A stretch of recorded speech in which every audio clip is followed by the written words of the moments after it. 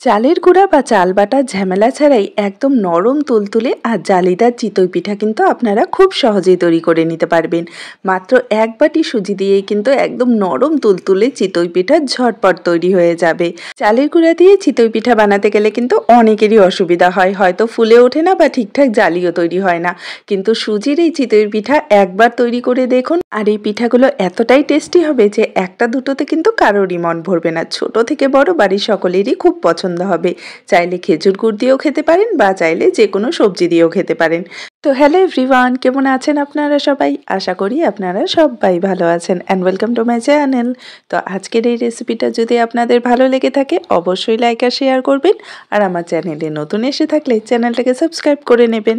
চলুন তাহলে আর দেরি না করে ঝটপট তৈরি করে নিই একদম নরম তুলতুলে আর জালিদার এই সুজির চিতই পিঠা। তো চিতই পিঠা বানানোর জন্য প্রথমেই আমাদের লাগবে সুজি। এখানে আমি একটা ছোট বাটিতে মেপে এক বাটি সুজি নিয়েছি। আর সুজিটা কিন্তু অবশ্যই যে কোনো একটা বাটি বা কাপে মেপে নেবেন। আর সরু দানার বা মোটা দানার যে কোনো সুজি কিন্তু আপনারা নিতে পারেন। এখন ওই একই বাটিতে মেপে আমি দিয়ে দিচ্ছি হাফ বাটি ময়দা। খেয়াল রাখবেন যতটা পরিমাণ সুজি নেবেন তার অর্ধেকটা পরিমাণ কিন্তু ময়দা দিতে হবে। দিয়ে দিচ্ছি স্বাদ মতন লবণ, এখানে হাফ চামচের মতো আমি লবণ দিয়ে দিলাম। এখন সমস্ত শুকনো উপকরণগুলোকে একটা হ্যান্ড উইক্স দিয়ে খুব ভালো করে মিশিয়ে নিচ্ছি। তো এই যে দেখুন এখানে কিন্তু মেশানো হয়ে গেছে। এখন আমরা এর মধ্যে অ্যাড করে দেব জল। তো যেই বাটিতে মেপে আমি সুজি নিয়েছিলাম সেই বাটিতে মেপেই কিন্তু এখানে প্রথমে আমি এক বাটি জল দিয়ে দিচ্ছি। আর জলটা কিন্তু হালকা গরম আছে, মানে হাত দিয়ে সহ্য করা যায় ঠিক এতটাই গরম কিন্তু জল আমি নিয়েছি। তো এখানে প্রথমে এক বাটি জল দিয়ে ভালো করে এটাকে মিশিয়ে নিলাম। আর এখনও দেখুন ব্যাটারটা কিন্তু অনেকটাই ঘন। তো এখানে আমি আরও এক বাটি জল নিয়েছি।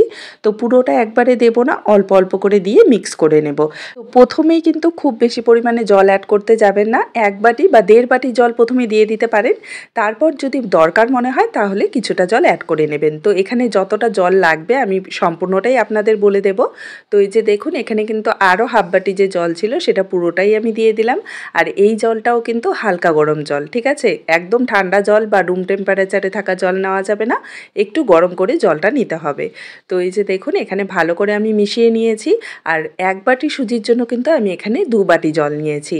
তো এখন এই মিশ্রণটাকে আমরা ঢেকে রেস্টে রেখে দেব 15 থেকে 20 মিনিটের জন্য, যাতে সুজিটা খুব ভালোভাবে আর কি জলটা অ্যাবজর্ব করে নেয় আর ফুলে ওঠে। তো এই যে দেখুন এখানে আমি 20 মিনিট রেস্টে রেখেছিলাম। আর এখন কিন্তু এই ব্যাটারটা অনেকটাই ঘন হয়ে গেছে, কারণ সুজি কিন্তু অনেকটাই ফুলে গেছে। তো অবশ্যই পিঠাটা ভালোভাবে তৈরি করার জন্য এই মিশ্রণটাকে কিন্তু রেস্টে রাখতে হবে। এখন এর মধ্যে আমি দিয়ে দিচ্ছি 1 চামচ বেকিং পাউডার। চা চামচ দিয়ে মেপে 1 চামচ বেকিং পাউডার নিয়েছি। খেয়াল রাখবেন এখানে কিন্তু বেকিং সোডা আমি দেইনি, বেকিং পাউডার দিয়েছি। আর বেকিং পাউডারটা কিন্তু রেস্টে রাখার পরে দিতে হবে, আগে দিলে কিন্তু হবে না, ঠিক আছে? তো এই জিনিসটা একটু খেয়াল রাখবেন।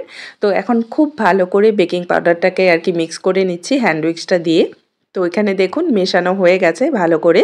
তো এখন এই ব্যাটারটাকে আমরা একটা মিক্সার জারের মধ্যে ঢেলে নেব আর এটাকে একটু ব্লেন্ড করে নেব। তো এখানে আমি ছোট একটা মিক্সার জার নিয়েছি। তো দুবারে এটাকে আমি ব্লেন্ড করে নেব। আর ব্লেন্ড করাতে কিন্তু আমাদের যে ব্যাটারটা, পিঠার যে ব্যাটারটা সেটা কিন্তু একদম স্মুথ হয়ে যাবে, কোনো রকম দানাদার ভাব থাকবে না। তো অবশ্যই কিন্তু এই ব্যাটারটাকে ব্লেন্ড করে নেবেন। তো এই যে দেখুন আমি পুরো ব্যাটারটা কিন্তু ব্লেন্ড করে নিয়েছি। আর এটার ঘনত্বটাও আমি আপনাদের দেখিয়ে দিচ্ছি ভালো করে, যাতে আপনাদের কোনো রকম অসুবিধা না হয়। তো এই যে দেখুন আমরা যে নর্মালি চালের গুঁড়া দিয়ে চিতই পিঠা তৈরি করি তার থেকে কিন্তু এই ব্যাটারটা একটু ঘন হবে, সামান্য একটু ঘন হবে। তো প্রথমেই জলটা বেশি করে দিতে যাবেন না, ব্যাটারে ঘনত্বটা বুঝে তারপর দরকার মনে হলে জল অ্যাড করবেন। তো এখানে পিঠা বানানোর জন্য কিন্তু ব্যাটারটা রেডি। তো এখন পিঠাগুলো ভেজে নেব। তার জন্য এখানে একটা কড়াই আমি খুব ভালো করে গরম করে নিয়েছি আর সামান্য একটু তেল ব্রাশ করে নিয়েছি। এখন এক হাতা ব্যাটার এর মধ্যে আমি দিয়ে দিলাম আর এটাকে ঢাকা দিয়ে দেব। আর গ্যাসের ফ্লেমটা কিন্তু লো টু মিডিয়ামের মাঝামাঝি রাখতে হবে। আর ঢাকা দেওয়ার পর এভাবে সামান্য একটু জল ছড়িয়ে দেবেন। এতে করে কিন্তু পিঠাগুলো খুব সুন্দরভাবে ফুলে উঠবে, একদম নরম তুলতুলে হবে।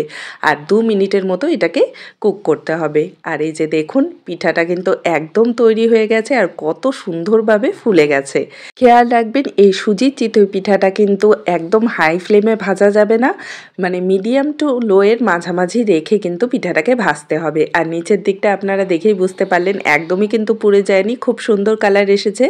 তো এভাবেই আমি সবগুলো পিঠা ভেজে নেব। আর প্রতিটা পিঠা কিন্তু ঠিক একই রকমভাবে ফুলে উঠবে। আর খেয়াল রাখবেন ঢাকা দেওয়ার পর সামান্য একটু জল এভাবে চারপাশ দিয়ে ছড়িয়ে দেবেন।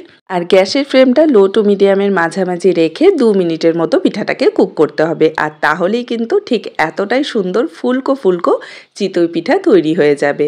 কোনোটাও পুড়ে যাবে না আর কোনোটা শক্তও হবে না, একদম নরম তুলতুলে হবে। তো এভাবেই আমি সবগুলো পিঠা তৈরি করে নেব। আর খুব সহজ কিন্তু এই রেসিপিটা। আর যাদের চালের গুঁড়া দিয়ে পিঠা বানাতে, চিতই পিঠা বানাতে খুবই অসুবিধা হয়, একদম শক্ত হয়ে যায়, ফোলে না কিছুতেই, তারা কিন্তু সুজির এই চিতই পিঠাটা একবার ট্রাই করে দেখতে পারেন। প্রথমবারেই একদম পারফেক্ট পিঠা তৈরি হয়ে যাবে। তো এই যে দেখুন এভাবে সবগুলো পিঠা কিন্তু আমি ভেজে নিয়েছি আর প্রতিটা পিঠাই কিন্তু ফুলে উঠেছে, আপনারা দেখেই বুঝতে পারছেন। একদম নো ফেল একটা রেসিপি আজকে আপনাদের সাথে শেয়ার করলাম। বিশ্বাস করুন প্রথমবারই একদম পারফেক্ট পিঠা তৈরি হয়ে যাবে যদি এই রেসিপিটা ঠিকঠাকভাবে ফলো করেন। আর পিঠাগুলো কতটা সফট হয়েছে আপনারা দেখেই বুঝতে পারলেন। আর ভেতরটা কিন্তু একদম জালিদার, এই যে দেখুন একদম তুলোর মতো নরম তুলতুলে এই পিঠাগুলো তৈরি হবে, জাস্ট মুখে দিলেই মিলিয়ে যাবে, বানানোর সাথে সাথেই কিন্তু শেষ হয়ে যাবে, এতটাই টেস্টি হয় এই পিঠাগুলো খেতে। চালের গুঁড়া বা চাল বাটা ঝামেলা ছাড়া এই পিঠা রেসিপিটা কিন্তু একবার ট্রাই করে দেখতে পারেন, আশা করি ভালো লাগবে। তো আজকের এই রেসিপিটা যদি আপনাদের ভালো লেগে থাকে আমাকে কমেন্টে জানাতে কিন্তু একদমই ভুলবেন না। দেখা হবে আরেকটি নতুন রেসিপি নিয়ে। ভালো থাকবেন, সুস্থ থাকবেন, বাই বাই।